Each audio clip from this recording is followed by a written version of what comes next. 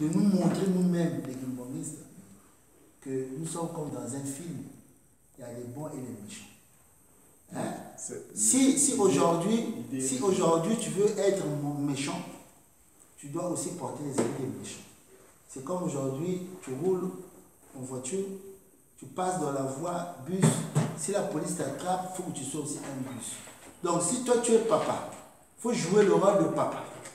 Tu es maman, joue le rôle de maman.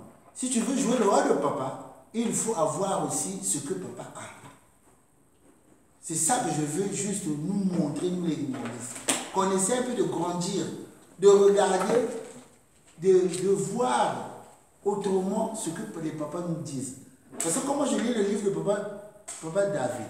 Papa David, en fait, dans son livre, il est en train de me convaincre que papa Simon Kimbangu, c'est lui qui va rétablir l'homme. Est-ce que tu vois? C'est lui qui va rétablir. C'est-à-dire qu'il me donne des arguments avec la Bible que c'est lui qui va rétablir l'homme dans son état profond.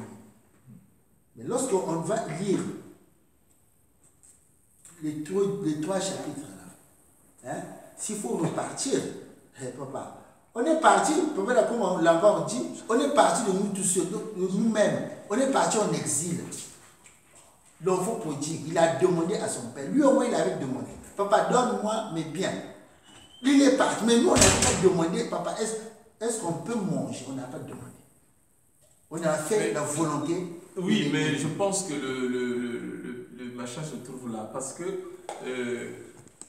Tozali Goloba, il faut tout te amo kili mopimba. Tout te amo kili mopeli kamboya. Papa Simon Kimbangu. C'est pour ça que moi, ce n'est qu'un avis. Ce n'est qu'un avis. Il faut... c'est vrai que comprendre la Genèse pour comprendre le rétablissement de l'homme dans son état premier. Hein? Je suis d'accord. Mais le message central que nous devons véhiculer, pour moi, c'est, tu l'as dit, Likambo Oyo Papa Simon Kimbangu Ayela, restauration du paradis perdu. La restauration de ce paradis perdu-là. Parce que Adam et Ève, ils étaient dans la connaissance que du bien. Quand ils ont contracté la sorcellerie, le mal est entré en lui. Mais comme c'était des sorciers, ils ne pouvaient plus demeurer dans le paradis. Consciemment, ils se sont dit non, nous on ne peut plus être dans ce milieu-là. Ils sont partis. Et ils sont partis. Maintenant, Dieu, le dessein de Dieu a toujours été qu'ils reviennent reprendre leur place. Mais pour reprendre leur place, comme tu as parlé, non, on était bio, n'est pas bio, c'est pas bio. Mais Papa Ntoula explique bien ça. C'est-à-dire la contamination de l'homme par un poison. Un poison qui l'a rendu mortel. C'est comme quand on a un poison. Lorsqu'il y a un poison, il y a toujours un antidote. Chaque poison, il y a toujours un antidote. Et l'antidote, vu qu'ils avaient mangé quelque chose qui les avait corrompus, antidote, anti-poison, l'antidote, c'était quoi l'antidote? C'est là les actes que les trois voix là ont posés. Dieu le Père, Dieu le Fils, Dieu le Saint-Esprit, qui se trouve dans la Bible. Parce que lorsqu'ils commettent l'acte, après, il y a non, mais parce que c'est qui va arriver. La chute, c'est la consommation du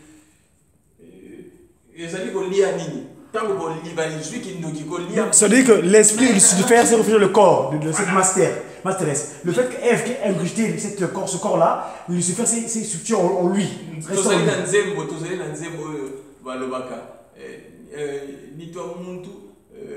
Bodidio, BBC. Mais c'est BBC, oui, c'est bon. Parce que Satan s'est réfugié dans le sang. Parce que, en fait, si on regarde bien,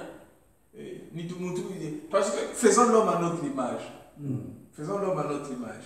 Mon sous-soitier, Nini, Makila, mais on regarde bien les films, puis on dit, Dracula, pour faire vite. Hein? Maintenant, je te pose une question que la question que tu as posée là. Hein? Maintenant, pour toi, l'antidote, c'est quoi? Mais l'antidote, c'est le corps du Christ. L'antidote, c'est le corps du Christ, puisque l'antidote, c'est le corps du Christ. Puisque l'étape est allée pour arriver à cette restauration, c'est-à-dire pour repartir dans le paradis perdu, tu as allé dans l'étape. Et l'étape ultime, pour que vous soyez lavé, puisque le poison à la poêle, c'est la Sainte Seine. Ceci est mon corps, mangez, ceci est mon corps, buvez, ceci est mon sang. Tout à l'heure, mais il paraît que même l'apôtre, il y a un maître, il y a un autre,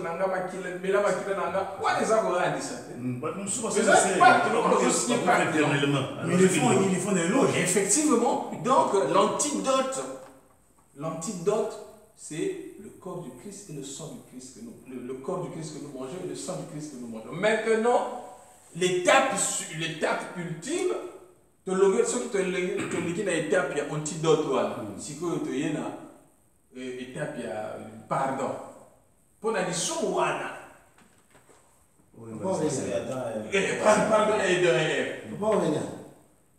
Excuse-moi, moi je ne suis pas d'accord. L'antidote, ce n'est pas seulement le corps du Christ. Parce que ça, c'est ce que je dis. Au débutant, c'est ce qu'on nous a dit, pour que les choses soient simples. Mais lorsqu'on lit la Bible, lorsque l'homme a détruit, le corps et les toits ont formé. Il fallait que les toits reviennent pour faire cette chose-là, pour faire la réparation. C'est pour ça qu'on voit, il y a Melchisédek qui vient d'abord, qui donne le pain et le vin à Abraham, et qui pose la dîme d'Abraham. Après, le Christ vient. Et le Christ, quand il vient, il est baptisé dans l'eau. Il faut qu'il se lave d'abord. Il nous montre la formule. Il faut d'abord se laver avant d'aller manger le corps du Christ. Donc, il faut d'abord le baptême, accepter le Christ. Lorsqu'on accepte le Christ, on accepte déjà le Père et le Fils. Parce qu'on passe par l'eau et on accepte le Christ. Maintenant, le Christ va nous emmener au Saint-Esprit. Nous, on a maintenant le Saint-Esprit qui est là. Donc, nous connaissons maintenant que les trois doivent intervenir. Moi, je dis que c'est une combinaison des trois l'antidote. Parce que le Christ à lui tout seul, c'est pas bon. Parce que lui-même, quand il parle, il dit, tout ce que je fais, c'est papa. Et après, il dit, le Saint-Esprit viendra. Donc, ça veut dire qu'il n'est pas le seul à le faire. Mais on a bien dit ici que chaque tata azalina oyaye. Moi, azalina prérogative yaye. Oui. Le Saint-Esprit peut azalina oyaye. Oh, ceux qui te tiennent bien, papa, Kebadio, Alobina, bien que faisons l'homme à notre image. Bon, moi, je n'avais pas cette précision-là. Mais je sais que c'est le Christ qui a supplié, enfin, le Christ qui a supplié, en fait, pour, à la création, le Christ était parmi les plus chauds. Maintenant, lorsque l'homme a chuté, c'est le Christ qui va dire, ah, comme on a dit, créer un moto. Moi, je veux partir pour me donner. Le Père ne sait pas. Donc, chaque entité a Zalina Oyaye. Maintenant, lui, il s'est donné.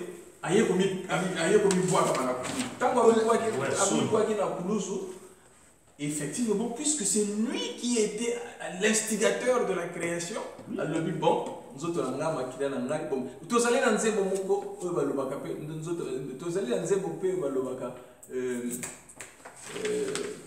pourquoi le cantique nous montre bien pourquoi cette église existe.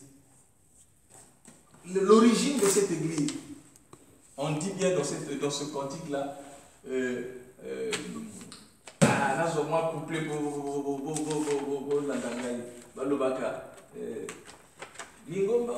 Lingomba euta na lolao. Lingomba oyo ezalaki makambo na likolo. Papa Godisha. Olo Yesu atukake na moki. Écoute, chante, vas-y. Lingomba oyo. Maman oyebi yango te. Lingomba oyo. Ezalaki makambo na likolo. Kolo Yesu na tata Nzambe basengaki bolimbisi epai ya tata Nzambe. Yango wana akitaki. J'ai le cantique, je peux le mettre. Yo katina ya mokili elimbisami na lisumu ya Adamu na Eva. Kolo Yesu anene abibwaka nzoto na kuluzo po bato ba. Donc on t'explique bien dans ce cantique là le pourquoi et le comment jusqu'au Saint-Esprit. Pour la ligne papa Simon Gibangani, il s'est fait martyriser pendant 30 ans en prison. C'est bien expliqué. Et quand tu as compris ça, tu te rends bien compte que chaque entité dans la Sainte Trinité a un rôle spécifique. Voilà. Et a un rôle spécifique. Si le Père ne pouvait pas venir se mettre sur la... Non. Si on arrive là, non. Si on arrive là, moi en tant que Mbanis, avec les connaissances de l'Okotaka 2016, je dirais que l'antidote c'est la Trinité.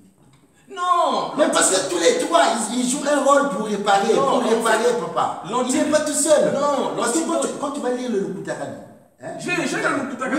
Le Lokutaka va te dire que la doctrine de Mbanis est basée sur la Trinité. Oui, attention, la Trinité. Mais chacun, comme tu as dit, a un rôle. Et le rôle qu'il joue, chacun là, le rôle qu'il joue, c'est pour restaurer l'homme. C'est pas autre chose que restaurer, le remettre dans son état. Mais il y a des étapes. Le dernier qui joue ce rôle-là, c'est notre père, Papa Simon Kengani, qui est en train de jouer ce rôle-là. Chacun d'eux a un rôle à jouer. Parce que sinon, attendez, le Christ nous dit bien, tout ce que je fais, ce n'est pas ma force, ça vient de mon Père. Tout ce que je fais, c'est l'esprit. C'est lui c'est son rôle c'est celui-là. Mais le Père aussi a joué. Parce que sans le Père, le Fils n'est rien. Sans le Fils, le Père n'est rien. Sans le Fils, le Saint-Esprit aussi. Donc ainsi de suite, il y a une corrélation entre les deux. Oui, non, il y a une. Donc la restauration, ce n'est pas une seule personne. Non, c'est pas. Je te le dis bien que ce n'est pas une seule personne. Voilà, donc c'est l'antidote, c'est la Trinité. Non, mais en fait, pourquoi effectivement, c'est là que tu comprends une chose. C'est là que tu comprends une chose. Pour la communion, la Sainte Seine, ça représente quoi? La Sainte Seine, ça représente quoi? Effectivement, attends, je te donne des éléments. C'est-à-dire, nous autres,